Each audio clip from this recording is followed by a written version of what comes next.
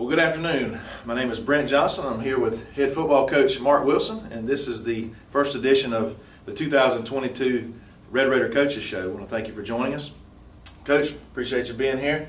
I already had to apologize to Coach that I forgot to wear my red, black, or white Red Raider shirt. I was fortunate this is not Scriven County colors this week, so I apologize for not being a little more Red Raider-ish for the first show. But as we start off, Coach, you know, you've been here for, I don't know, about 6 or 8 months, almost 9 months. And I know you've been around town and talking to folks, and you've seen people, booster meetings, those types of things. But I'd like for you to give us a little rundown again about yourself, your history as a coach, and just as a man. Yeah, you know, I've been here since February. Got in the weight room with the kids, and they've worked real hard and got after it. The community's been great. The support's great. Probably one of the best. Like I said, I've been doing it a while, so this is my 34th year coaching. Wow. My 31st as a head football coach, and I got started out pretty young. I got thrown in the fire. So somebody was asking me the other day, well, you've been the offensive coordinator, defense coordinator when you grew up?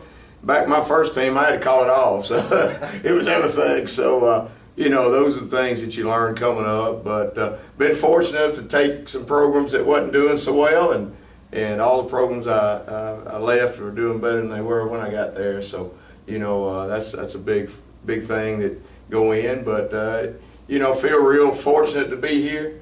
Bacon County and Alma is a great community, and I've done nothing but have great time and great time meeting everybody. Well, I know you've part of moving over here, you finally settled in a one place or a spot. Tell us a little bit That's about right, yeah. You know, when I first got here, it's hard to find housing in Alma. So finally got a house. Mr. Glover Scott allows us to rent, and it's great. Finally got my family over here, all of them, and that's big. You know, when you're part of your family, you're over there by yourself, and it's rough. You know, and going back and forth on the weekends, and finally getting settled. That's been real big. Well, that's going to make a huge difference. Just to settle you again as a father, a husband, grandfather. That's right. You know, anytime you and I trust me, I know, and I'm not quite as old as you are, but you know, when your family life is somewhat even keel, then your professional life it helps that along the way. So we're glad that you're able to settle in our community.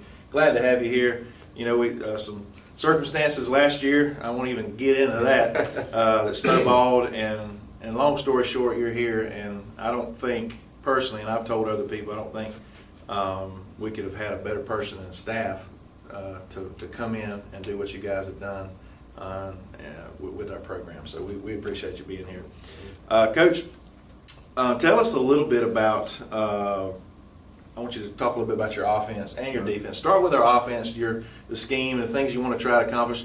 You know, as far as you know, over the years, you see coaches come in and they'll have a certain scheme they've run their whole career, or they'll come in and they evaluate their talent, and then choose the best offense or defense for the players they have. That's right, and we came in and no one. We really run a 3-back spread is what they call it, but it's really multiple. But everywhere I went, we've sort of done whatever the talent has, and it takes us a little while to learn it. I mean, we got to go through the spring, and we didn't get to play a scrimmage game, so last week was really our first really time of getting on the field against somebody else to see and to make some adjustments. So you really don't know until you get there. But I've run wishbone, I've run triple option like Georgia Southern did. I've run spread, whatever we need to do, and basically we're sort of multiple because we can do a little bit of both. But really the 3-back spread really is you put 3 backs in the backfield with a quarterback and spread them out with 2 receivers, and then we can get in there and go 2 tight ends and try to do. We try to be physically tough. We've worked hard in the weight room, and we've got ways to go there, but the more time we spend in there, the better it takes. I always tell them it's building blocks. You got to put something in there every day, and then you start building, and then you can build a wall, you know, that nobody can break. And so that's what we're trying to do. And, you know, saw some bright spots last week in that, in the offense, things that we can definitely work on. We missed some big plays by 6 inches or a foot, Right. being a big play. So those are the things that we try to do on offense. Tell us a little bit about your offensive coordinator. I don't think he Yeah. means much to you. Does he? Yeah, my son Matt, the offensive coordinator, and Matt played for me. He knows sort of what it is, and then he coached for me when he was in college at Bryan County when I was there, and then he came here He did. and coached when he first started out, his first time teaching and coaching, and then I was able to get him at Taylor County with me, and but he does a good job, knows what I want. And I'll be honest with you, I've sort of let him. At Bryan County, we ran the 3-back spread, and it was successful for us there. And I sort of let him sort of pick what he wanted to do and what we thought would be good for here. And so that's what we're doing. Well, we're excited about Matt, potential him coming back. I think maybe more so because we didn't know you personally. Right. That's right. But I remember telling you we had that round robin interview thing here at the high school back in January that I sure thought a lot of Matt, and if as good a guy as Matt was, he had to have a great dad too. So, and I think you've done a fine job raising him. And now that we see him with his young family, they didn't have any kids when they left, and now they come back with a house full. So again, we're excited to have him back as well. He's always been a good boy. He never gives us no trouble, and always did just a good quick boy. note, I think next week or in the progressive shows, we'll talk a little bit more about position coaches and that sort of thing. But just mention your other son. Yeah, my other son Ty, he is doing our wide receivers, and he played receiver for me in school, and then he kicked for me also, so he's working with the kickers. I think when he was in high school, junior year, he was ranked 12th kicker in the nation. Wow. And he could pop it pretty good, and he had an injury to his hip and couldn't play his senior year. Wow. So, but he's with us, and so we're glad to have him too. Well, I had no idea. We learned something new. I'm glad we talked about that. How about a defense, Coach? Yeah, defense. So we play a base out of a 3-4 defense. I think most people would, Alabama plays it, Georgia plays it, some teams like that everybody knows a little bit. We try to be multiple there too. I mean, in a 3-4, you can get in a 4-man front, you can get in a 5-man front. That's right. You can pretty much be multiple in your coverages, and that's a part of us learning that too. And then defense is just effort. We got to play with effort and be in the right gap. And those are things we saw in the game that we got to do a little bit better job of. But the kids played hard, and those things like that. Coach Thad Williams is our defensive coordinator. He was at Appleton. Well, he was here too. Here too. Yeah. And and that's the thing that got me, that even interested me in the job, was they had glowing things. I mean, say about Bacon County, they loved it here. And so I got both of them to come to Taylor, so I felt sort of bad. Well, I was the one that took y'all away, but they've always talked glowingly about it. And but Thad was at Appleton County the last 3 years, I think. He came with me at Taylor for 2, and then came to Appleton for 3 as a DB coach. But he does a great job, great with the kids. Great with relationship building. Yeah. And I got a great staff in that. They're young guys. I'm old. Yeah. But they're young. So well, they keep me young. I've described that to other people. Some folks will catch you on the street. What about this new coaching stuff? I said, well, we got a father-like figure, an old school guy that you can. He's got the coach's voice now. I'm telling you. If you're within a couple 100-yard radius, if you're on campus outside and they're at football practice, you can hear this guy's voice, and which is a good thing. And then you got a young staff. I think it's very energetic. Yeah. I messaged Matt Saturday morning, and I said, listen, buddy, there's 2 things I took away from that game Friday night that was a highlight to me. And the first one was the amount of energy that was on the sidelines, not just from the players, but more specifically from the coaches, how they were just running back and and coaching the kids and just excited, good times and the bad times. That's what's going to hold these boys together. And the second thing is the last 2 plays of the game. Coach, we called a timeout.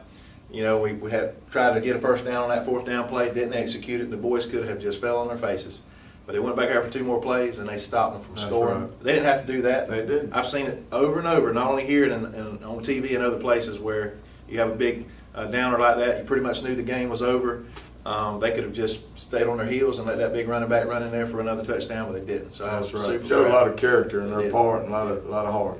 And one other thing about Thad, we're glad to have him back too. Another great guy, and you say relationship building, and that's what he was able to do when he was here. even as just a positions coach. But now when he's got a larger role to play, I'm just excited to see what both of those two young coaches are going to do here at Bacon County. Well, Coach, I appreciate you doing it. I tell you what, let's talk real quickly, and we're going to take a quick break and come back and talk about a little more specifically about Lanier and then the upcoming game with Screven. But talk a little bit about, I don't think people realize until last Friday night how the demographics of our team as far as their age. We're a really young team. We really are. I mean, we got 8 seniors, you know, and out of about 50, out of 56, I think. 56 Yeah, we got players. 56 kids. We got 8 seniors, and so we're real young. We got a lot of 20-something freshmen out of that 56, That's and right. you know, a couple of them having to play. That's right. And then sophomores, a lot of them are having to play, and then our junior classes is I think we got 12 or 13 of those. So really, out of your older class, you ain't got but 20. So That's right. you know, out of That's 20 a out good of 56, it's a great problem to have, and they competed, and we've got some good athletes, and you know, in good size. That's right. And they've worked hard, so it's good for the future. But hopefully we can get it. You know, hopefully they come a little ahead of time. That's right. That's right. Well, folks, we're going to take a real quick break, honor some sponsors, and we'll be back in just a moment on the Red Raider Coaches Show.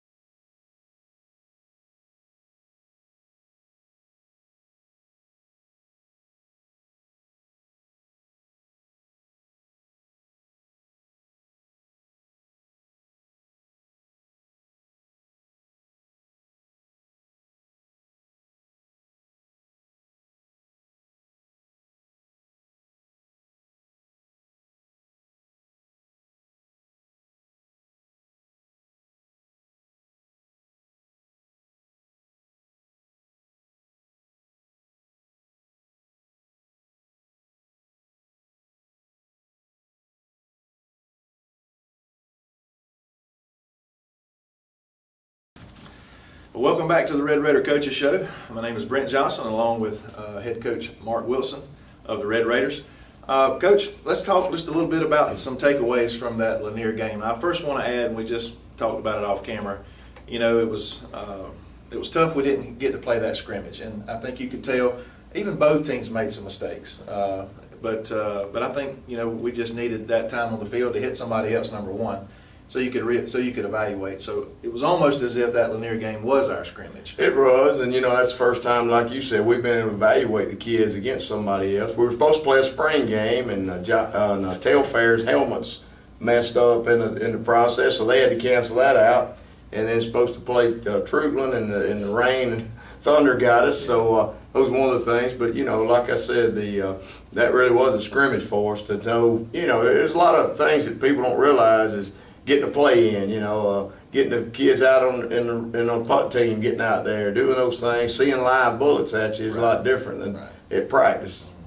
So you know, that's what again, as fans, the average fan don't think about those types of X's and O's. Right. The execution of, like you said, just getting a play in. That's right. Because at practice, it's just not the same as that game speed, that game, the nerves and everything else, the lights and all that stuff too. So we got that one under our belt. So what was some of the, and I said earlier, the good, the bad, and the ugly from that game? You know, the good was that we were able to come out there and compete. You know, you don't know, I'll be honest with you, getting the guys in battle, you don't know how they're going to react. So that was a good part, to get out there and compete. And I thought we competed very well and played hard. You know, just getting in the right stances, getting lined up right, those kind of things were good. Special teams were fairly good. You know, we had a couple little snafus, but the special teams, that's what you always worry about in the first ball game, is making sure special teams can get there. And then, you know, as far as is the bad, you know, just lining up wrong sometimes. It's, people don't realize. I always tell our guys, hey, they're going to find a person that is not lined up right. And those kind of things like that, that they, you know, missing plays. Be honest with you, it just takes time for the quarterback and receivers to get get together on some things because we missed 3 big plays. I can just remember right now that missed by that much. So, you know, those kind of things that just take time. Yeah. And, you know, missed blocking assignments that we had that we can go back on film and look. I thought our defense played well, getting to the football. I thought I saw a lot of hustle on that part because I always tell them, you know, one person miss a tackle, but if they got 10 other ones there, That's right. you know, it doesn't really matter. So, Now, in their defense, they had a pretty good running back. no doubt, yeah, he's Maybe real one of the good. best we'll face. Well, all season. I'll agree. Yeah, I hope he is. Yeah, Yeah, he is, and he's he's much already better. committed to college to play football, so he's going to the next level. So you know he's good back, and that's what I was concerned going into how we're going to react to that and how we're going to do. Thought we were able to contain him most of the night, Right. and we got out of our lanes a few times on our pursuit, and he cut back on it, and that's a good running back will do that. And we've been able to look at film on that and go to practice and work on it. And yesterday we fit better. You know, we worked on it, had real good practice Monday and Tuesday, and yesterday was more fits and things like that, and fit a lot better. So I think that we can take that away from it. You know, and then like you said at the end, you know, I've coached a lot of teams that would just have their head down and let them score. You know, and our guys didn't do that. So that showed me a little character and a lot of heart that we can build on, you know. That's right. Those are the things that I took from the game. Well, and that's a lot of what I think most of Raider Nation took from that game.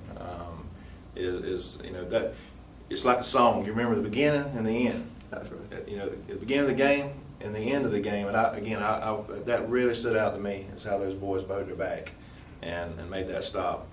And you know, the game was over. Whether they had scored 6 more or hadn't, you know, didn't score, Right. it was going to be over. But I was just real proud of how they handled that. And that's just a testament again, I feel like, to the coaching staff and that belief you put into them, that character building that you're continuing trying to do. So we definitely appreciate that. All right, well, you know, we got to put Lanier behind us. That's I know right. You watched That's a little right. film to make some corrections. Then you started watching a little film on scribbling That's and right. preparation. That's So.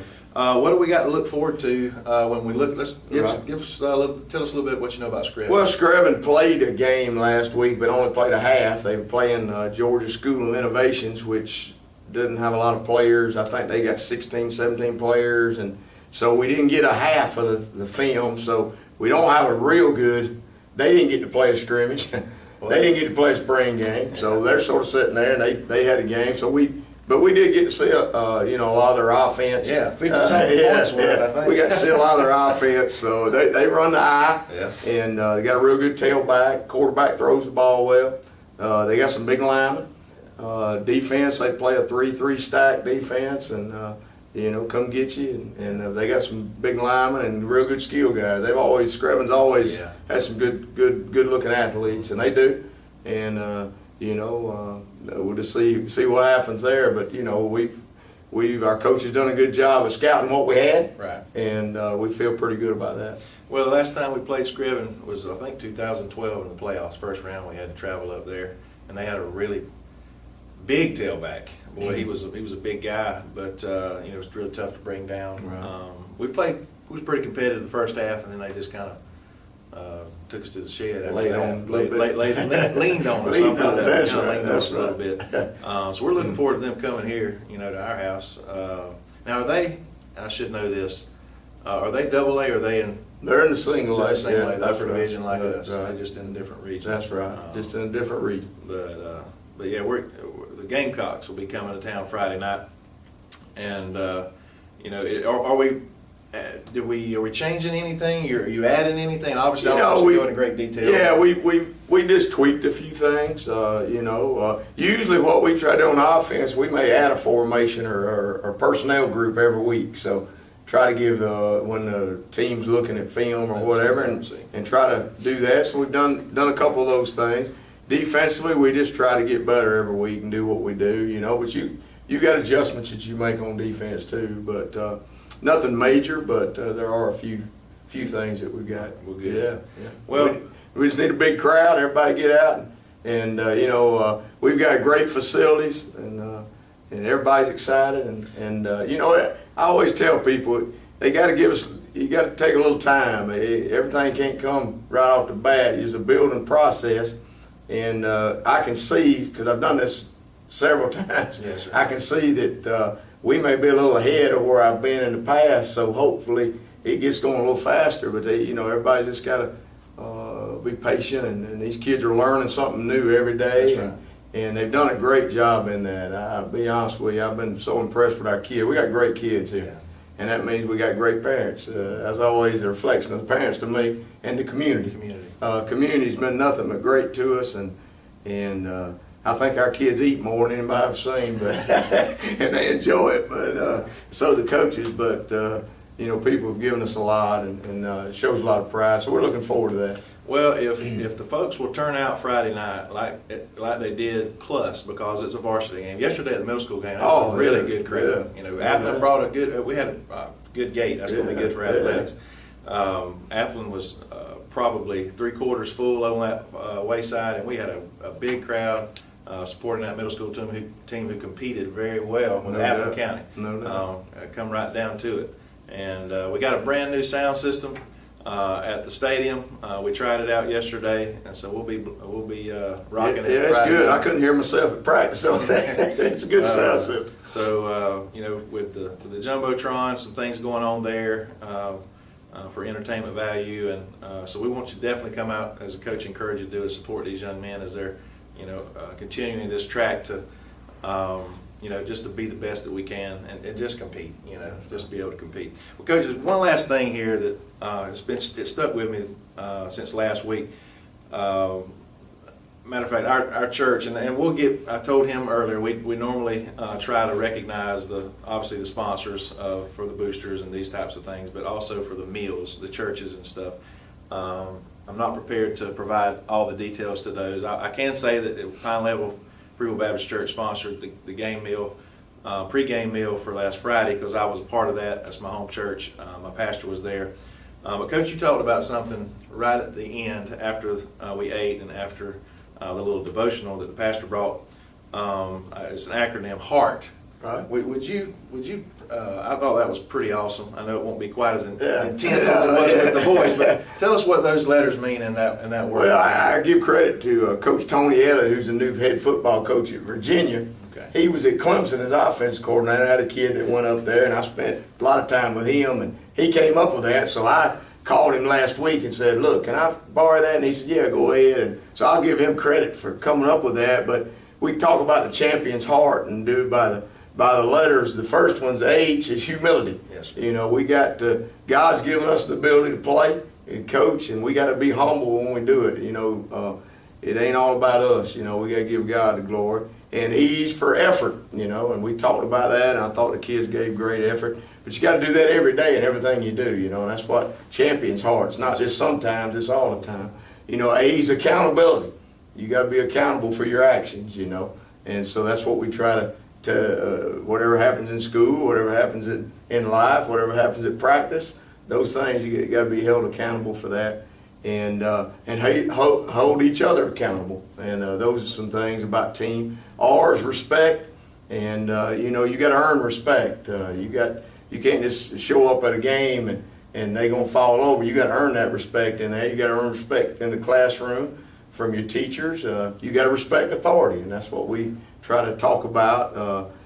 You're always going to have somebody in authority above you because God's the ultimate authority, so He's always that. And then T is toughness, and we've always talked about being tough, and that's what we want our program to be. And I always tell our kids, his teams don't like it in the mouth, they don't like that tough, but you got to be tough in life.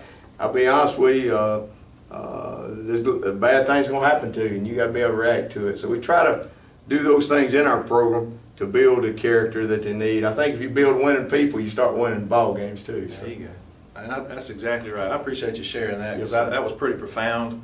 I'd never heard anything quite like that. And again, he was a little more emotional with the boys, which is what that's what kind of gets across, gets his point across. And as you were listening to the meaning behind each of those words, so Coach, we appreciate you doing that and being that example for these young men as y'all continue again to try to build character on and off the field. And like you said, hopefully it will carry over to some wins, to some competing and wins. Everybody likes to win, wants to win, but we want these guys to win in life. No And, doubt. and I'm not taking anything away from wanting to compete No. at an athletic level, but we want these guys to be successful at life, and that's the bottom line. So we encourage you to come out Friday night and support these Red Raiders as we're playing at home at Red Raider Stadium. Again, we're excited about continuing with this season, and we're going to be hosting the Scriven County Gamecocks. So again, we encourage you to be here. So on behalf of myself, Brent Johnson, and head coach Mark Wilson, we thank you for joining us on this week's edition of the Red Raider Coaches Show.